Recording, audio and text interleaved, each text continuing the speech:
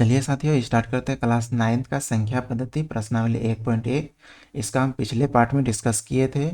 Part 1 जो परिचय part था, पार्ट 2 आज है, इसमें हम देखेंगे 1.1 को, और अगले पार्ट में हम पार्ट 3 1.2 को देखेंगे, और पार्ट 4 में हम 1.3। इसी प्रकार 5 पार्ट में 1.4, और इसी प्रकार 5-6 में 1.5, और पार्ट 7 में 1.6 को देखेंगे। आज पार्ट 2 है, इसमें हम 1.1 को देखेंगे, प्रश्नावली 1.1 को। चलिए इसके पहला क्वेश्चन के साथ शुरू करते हैं।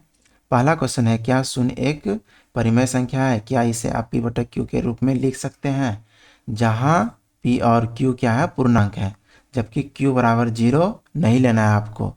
तो जी हाँ, हम लिख सकते हैं कि q हमारा क्या है, तो वो शून्य है। शून्य एक परिमेय संख्या है। तो कैसे इसको लिख सकते हैं? क्या बोल रहे हैं? p और q पूर्णांक है, मीन्स कि p और q क्या है, तो पूर्णांक हम लोगों ने पढ़े थे कि -1 -2, माइनस का कहाँ तक जाता है, ये अनंत तक जाता है, और प्लस का 1 2 3 4 ये कहाँ तक जाता है, ये भी अनंत तक जाता है। जबकि आपको बोला जा रहा है यहाँ पे कि q बराबर 0 नहीं लेना है, बाकी आप ले सकते हैं। q बराबर ले सकते हैं, 1 ले सकते हैं, 2 ले सकते हैं, 3 ले सकते हैं, माइनस में 1 ले सकते हैं, माइनस में 2 ले सकते हैं, और भी बहुत कुछ ले सकते हैं। सिर्फ आपको ये 0 नहीं लेना है, और पूर्णांक में सारे ये इधर का भी और इधर का भी ले सकते हैं। तो चलिए एक एग्जाम्पल के थ्रू इसको समझते हैं। तो यहाँ बोल रहा है कि p, तो हमको 0 प्रूव करना है, तो 0 एक परिमेय संख्या है, तो 0, और यहाँ q बराबर हम क्या ले सकते हैं, तो 1 2 लेंगे, 1 लेते हैं पहले, तो इसको इसमें भाग देंगे तो क्या होगा, ये हो जाएगा 0। तो इसको हम p बटे q के रूप में लिख सकते हैं। 0 एक परिमेय संख्या है। और लेते हैं 0/2 लेते हैं, तो इसको भी क्या करेंगे, इसमें भाग देंगे तो क्या हो जाएगा ये, तो ये भी 0 हो जाएगा, तो ये भी एक परिमेय संख्या हो गया। और 0/- में लेते हैं 1, तो इनसे इसमें भाग देंगे तो ये भी क्या होगा, तो 0। यह एक परिमेय संख्या। अतः हम यह कह सकते हैं कि हाँ, शून्य एक परिमेय संख्या है। इसका चलिए दूसरा क्वेश्चन को देखते हैं। दूसरा क्वेश्चन है, 3 और 4 के बीच 6 परिमेय संख्या ज्ञात कीजिए। 3 और 4 के बीच 6 परिमेय संख्या ज्ञात करना है आपको। तो इसको ज्ञात करने के लिए आपको कुछ नहीं करना है, बस 6 को बोल रहा है तो 6 में 1 को जोड़ देना है। 6 में 1 को जोड़ेंगे तो कितना हो जाएगा, 7 हो जाएगा हमारा। और बस 3 में 7 को गुना कर देना, और 4 में भी 7 को गुना करना है, बस इतना करना है। तो 3 में 7 को गुना करेंगे तो इसको हटाने के लिए नीचे भाग भी देना होगा, ताकि ये 7 हट जाएगा। तो इनमें गुना करेंगे, और 4 में भी गुना करेंगे तो 7/7 से गुना करेंगे, तो ये क्या हो जाएगा, 7 को 4 से गुना करेंगे तो 28/7 हो जाएगा ये। और ये क्या हो जाएगा, 7 को 3 से गुना करेंगे तो 21/7 हो जाएगा।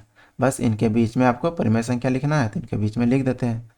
तो 21/7 इसके बीच में क्या हो जाएगा, तो 22/7 इसके आगे, और इसके आगे हो जाएगा 23/7, और 24/7, और 25/7, और 26/7, और 27/7 हो जाएगा। ये इनके बीच में 1 2 3 4 5 6 इनके बीच में परिमेय संख्या हो गया। अतः ये क्वेश्चन का, इस क्वेश्चन का यह आंसर हो जाएगा। अगला क्वेश्चन को देखेंगे। अगला क्वेश्चन नंबर 3 है। क्वेश्चन नंबर 3 में हम, इसमें भी वही पूछ रहा है कि 3/5 और 4/5 के बीच में 5 परिमेय संख्या ज्ञात कीजिए। उसमें 6 पूछ रहा था, इसमें 5 करना है। तो 5 पूछ रहा है बच, इसमें कुछ नहीं करना, 5 में 1 को जोड़ देना है। तो 5 में 1 को जोड़ेंगे तो कितना हो जाएगा, यह 6 हो जाएगा। बस इनमें 6 से गुना कर देना है, नीचे और ऊपर में। तो 3/5 में 6/6 से गुना कर देंगे, और इसी प्रकार 4/5 में 6/6 से गुना कर देंगे। तो ये क्या हो जाएगा, 6 तिया 18, और 6 पंचे 30 हो जाएगा ये। और ये हो जाएगा, 6 को 4 से गुना करेंगे तो 24, और ये 6 को 5 से गुना करेंगे तो 30। ये हो गया इधर का, और ये हो गया इधर का। तो इनके बीच में लिखना है, तो इनके बीच में जाएगा 18 है, तो 18 के बाद 19/30, और 20/30, और 21/30, और 22/30, 22/30, और 23/30 हो जाएगा। ये हो गया इनके बीच में 1 2 3 4 5 इनके बीच में परिमेय संख्या। अतः ये इस क्वेश्चन का क्या, यह हो गया आंसर हो गया। अगला क्वेश्चन देखेंगे। अगला है हमारा क्वेश्चन नंबर 4। क्वेश्चन नंबर 4 में है, नीचे दिए गए कथन को सत्य है या फिर असत्य है, कारण सहित उत्तर दीजिए। तो पूछ रहा प्रत्येक प्राकृतिक संख्या एक पूर्ण संख्या होती है। क्या प्रत्येक प्राकृतिक संख्या पूर्ण संख्या होती है? प्राकृतिक संख्या कहाँ से शुरू होता है? तो हमने पढ़े थे कि प्राकृतिक संख्या को n से सूचित करता है, तो n कहाँ से होता है? तो ये 1 से सूचित होता है, 1 से शुरू होता है। तो इसी प्रकार ये अनंत तक जाता है। और ये क्या पूर्ण संख्या। पूर्ण संख्या हम कहाँ से पढ़े थे? पूर्ण संख्या हम पढ़े थे 0 से। 0 के साथ मिलने के बाद वो पूर्ण संख्या हो जाता है। 1 2 3, ये भी कहाँ तक जाएगा? तो ये भी अनंत तक जाएगा पूर्ण संख्या। तो पूर्ण संख्या 0 से अनंत तक जाएगा। तो प्रत्येक प्राकृतिक संख्या ये हो गया। तो क्या पूर्ण संख्या में आ रहा है? प्रत्येक प्राकृतिक संख्या पूर्ण संख्या में आ रहा है।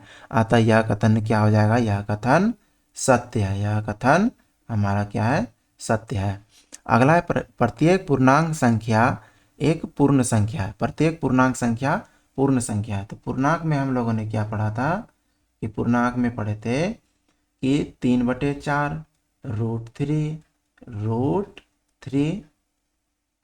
और √5 और भी बहुत कुछ पढ़े थे। तो उसमें क्या है? जैसे सभी पूर्णांक संख्या है 6 7 कुछ भी, तो पूर्ण संख्या पूछ रहा है। पूर्ण संख्या तो 6 तो पूर्ण संख्या में आ जाएगा, लेकिन प्रत्येक सभी क्या आएगा? 3 आ जाएगा। 4 3/4 आएगा? नहीं आएगा। 3 आ जाएगा। √3 आएगा? नहीं आएगा। तो यह कथन क्या हो जाएगा? यह कथन असत्य हो जाएगा। यह कथन असत्य हो जाएगा। अगला है प्रत्येक परिमेय संख्या एक पूर्ण संख्या है। प्रत्येक परिमेय संख्या क्या? तो 3/4 परिमेय संख्या अभी से देखिए, 2/3 यह सब क्या है? परिमेय संख्या है।